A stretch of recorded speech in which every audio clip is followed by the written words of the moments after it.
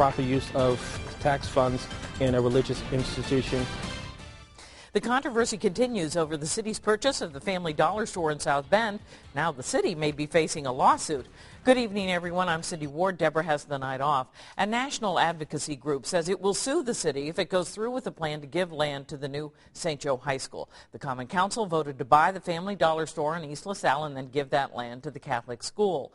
WSBT's Colleen Ferreira joins us now with both sides of the debate. And Colleen, a group in Washington, D.C. says this violates church and state. Yes, Americans United says you cannot use public funds to help a private institution, but some council members who voted for the project say their decision doesn't violate the Constitution.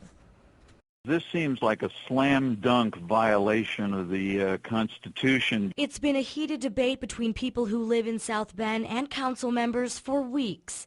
And now a group from Washington, D.C. is entering the match, saying the city of South Bend can't buy and hand over this piece of land to St. Joseph's High School. You simply cannot have the taxpayers of any community forced to effectively donate to a religious school, in this case $1.2 million worth of property. Barry Lynn, the executive director of Americans United for the Separation of Church and State, sent this letter to South Bend's Common Council.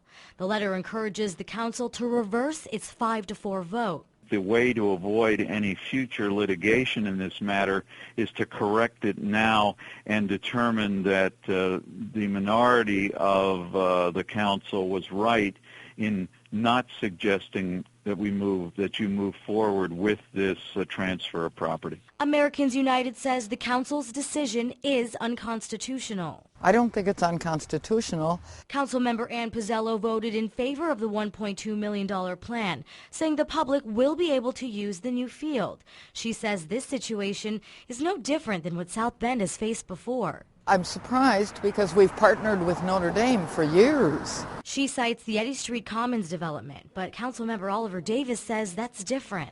It's not Notre Dame. It's near Notre Dame. It's going to help Notre Dame. It's going to help the whole area over there from that standpoint. And of course, the school will help that. But Eddy Street Commons is not a religious issue. He voted against the $1 million plan and is staying firm with his vote. As for Pizzello, she says she won't be the one changing her mind. I don't believe I'm one of them. Americans United says 70% of cases it works on cause people to reverse policy and change votes. Now, to move forward with the lawsuit, Americans United says it needs someone who lives in South Bend to file the suit. The group says it has plenty of people to do that. Now, they have 14 days. The city has 14 days to respond, right? Yes. Does the city plan to respond? Well, right now, with those 14 days, Derek Dieter is out of town. He's the council's president, so we can't have a response from him yet. And then Oliver Davis, who's the vice president, says he would like to respond.